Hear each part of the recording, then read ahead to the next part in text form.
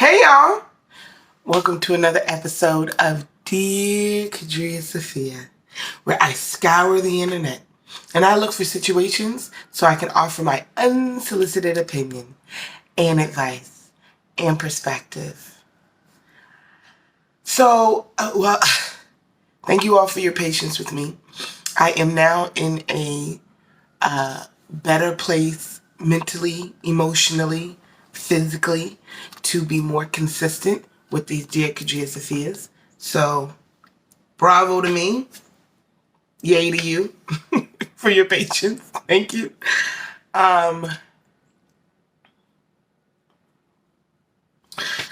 So the last we were together, we were with this, I think, adorable column back in the 70s called Helen Help Us. Helen Help Us. It's great.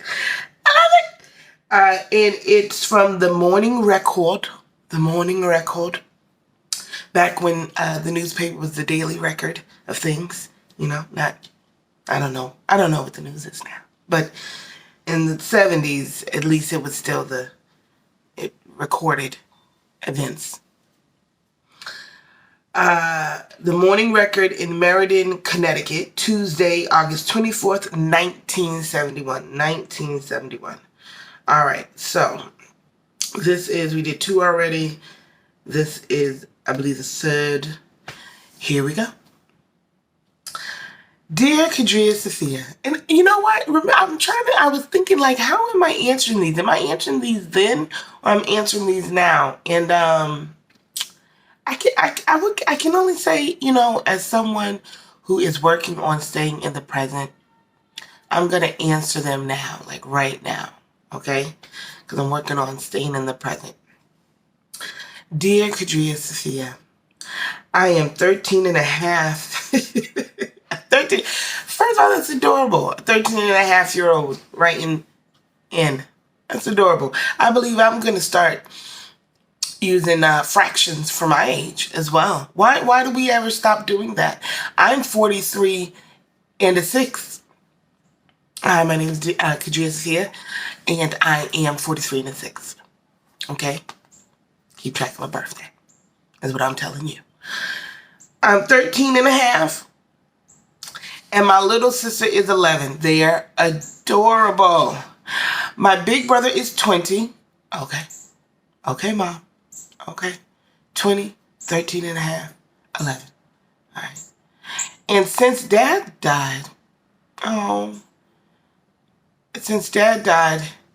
he's been acting like our father with Mom's consent. That happens a lot. That happens a lot. That happens a lot. That happens a lot. Yeah.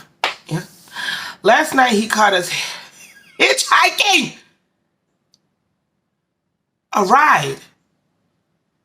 The 13 and a half and an 11-year-old? Oh my God. And he okay. Last night he caught us hitchhiking a ride. He was furious. And so was Mom. They decided we needed drastic punishment. So he spanked us. Hard. It says that. Giving us the stupid line that it hurt him more than it did us. I also cannot stand that line. I also do not want to. I don't want to hear that nonsense. I don't want to hear. Mom is kind of sickly. Oh, not Mom is sickly. Not Mom is sickly and Dad died. Oh, ooh. Mom is kind of, and this is when she tells us. You want to add that?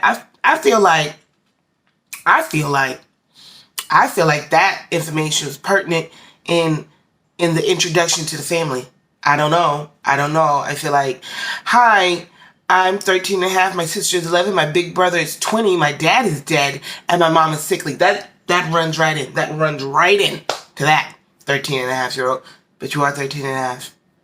You're not even 14 yet. So I could see how you put that in there. I guess when it came into play for you. I don't know. Mom is kind of sickly, so she gave the job to him. Oh my God. Of course. Because she's so mom is so sickly that she can't even spank you. Whoo! That's sickly. That's sickly. Because you already said she was furious. So that's pretty sickly. That's pretty sickly. So she gave the job to him saying that she were healthy. You better believe it, sister. His wax would be love taps compared to what she would give us. That's how sickly she is. That's how sickly she is. That she could not render the rage in the way that she wanted. That's how you know when a mother's too sick. It's too sick. When you can't assault your children like you wanna. Okay? I mean, they were really furious. Qadriyyah Safiyyah. Yeah, I mean, it sounds like it. It sounds like it. It sounds like it. Besides, they grounded us for the rest of the summer. Oh, yeah. You can't be dressing outside. The rest of the summer. You...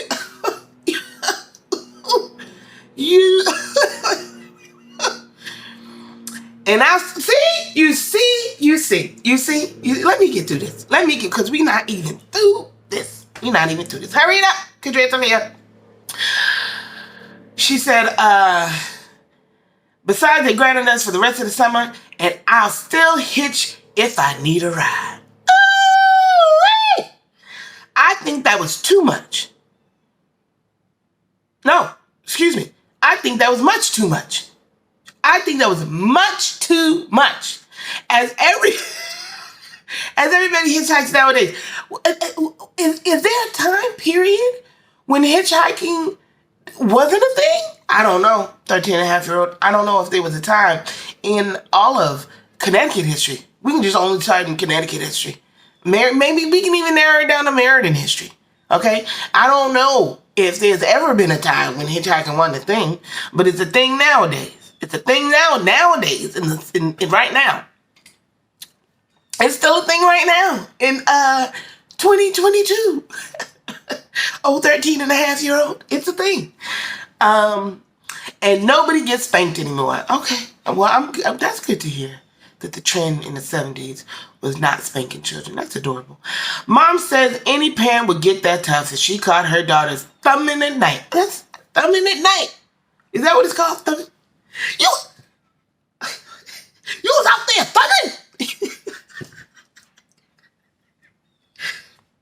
I'm sorry. This is serious business. Hitchhiking is literally serious business. So listen, 13-and-a-half-year-old, you probably still alive. So you probably know you know what? Let's get it done. I was going to say the trafficking. You talking about hitchhiking. 13-and-a-half and 11-year-olds can't even be in public spaces without trafficking being involved. So, this is, I mean, okay.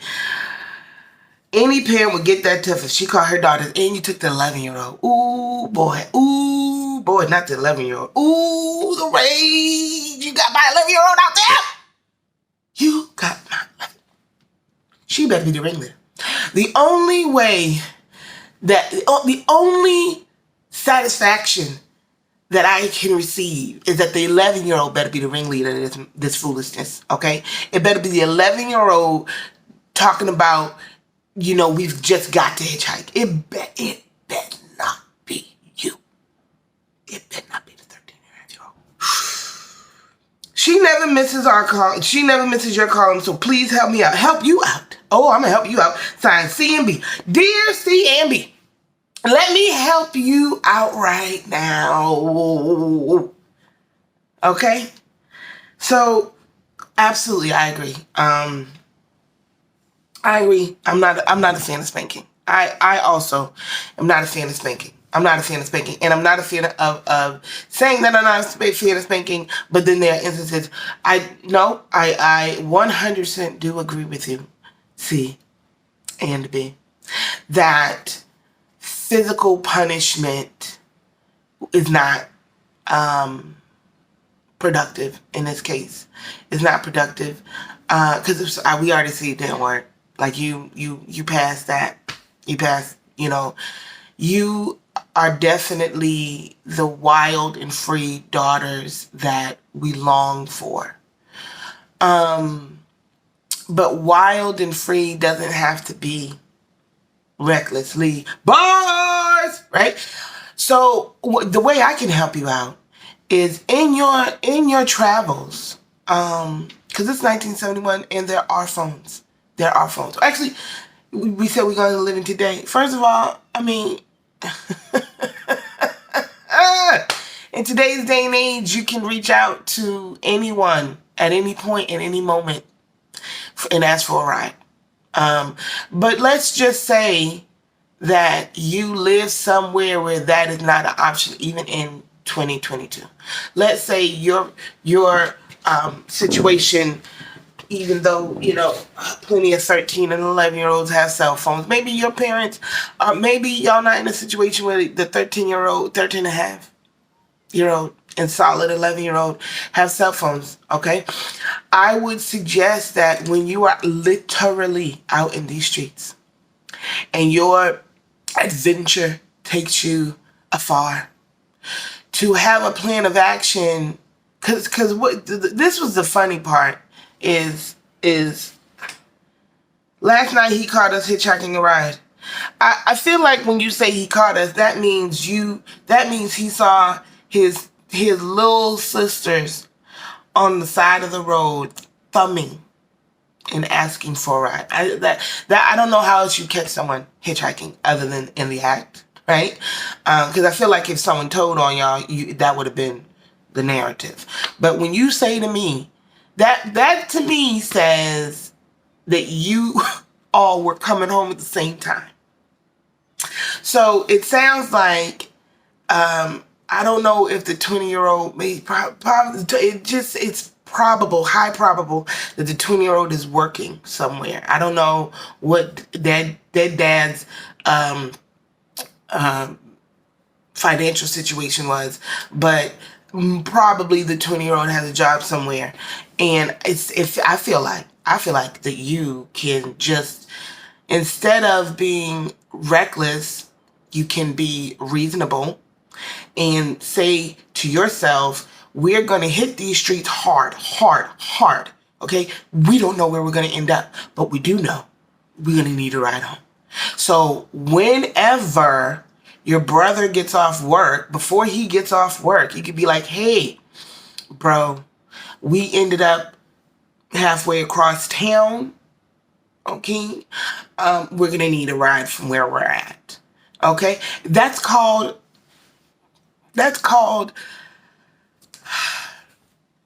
we're all in this together, right? That's called dad is dead and we're figuring things out as we go. That's called mom is sickly and dad is dead and we're figuring out things as we go. That's called I'm 20 years old. I didn't really expect for this to happen. But here I am doing my best for you because I love you and you're my family and I genuinely care about you all's well-being. That's called I'm 13 and a half and I'm hurting and I'm navigating life after the death of my father and pretty sure after your mother too soon. So don't take your hurt out on your brother, because he's hurting too. He's hurting too.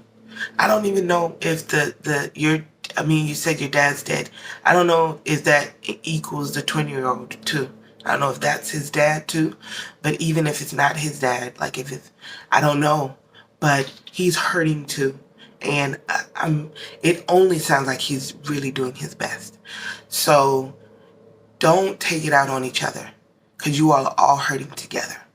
So the best way for me to help you is to remind you that you're a family that loves one another. And communication is, oh man, it's so sweet. It's so sweet. It's it's the sugar and the honey and the molasses. It's the corn syrup to everything. Okay? It's the natural breakdown of carbohydrates into sugar. Okay? Communication. And you are clearly hurting. Um, and that is definitely, it hurts to not have someone ever again like you are used to. That hurts. Um, but it's also an opportunity to understand that the whole way we deal with life and death in this society is painful, and it doesn't have to be. So when you're missing your dad, and when you're soon to be missing your mom, okay, they are not in the pain that you feel that they're not there. They're in the love that you feel that you had time with them. They're in the good memories, and not in a sense like, oh, just remember the good, and that'll bring you closer, theoretically. It's ethereally, it brings you into the vibration that they're in.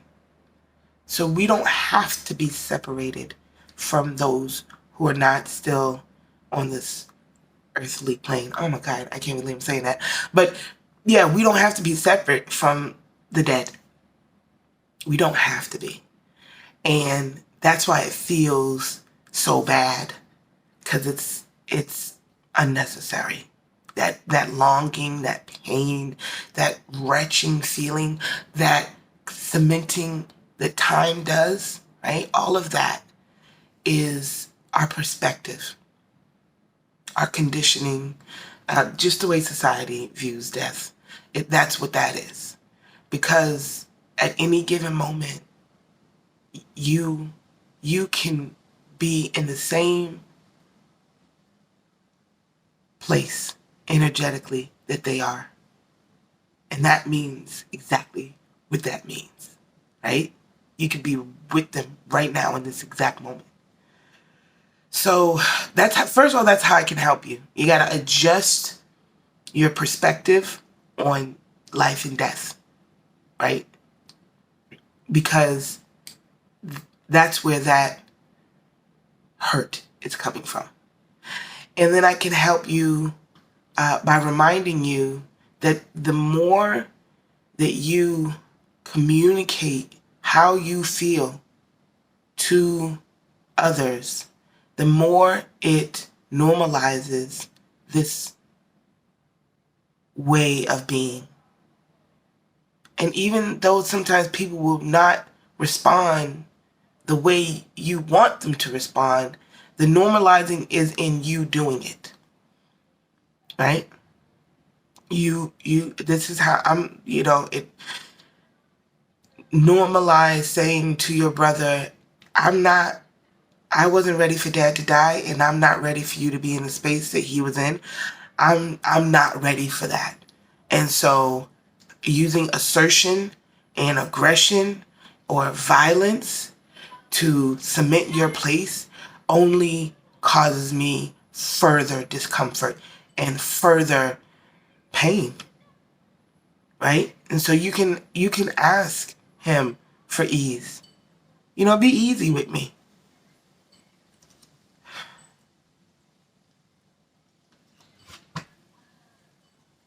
I'm really feeling this one, y'all.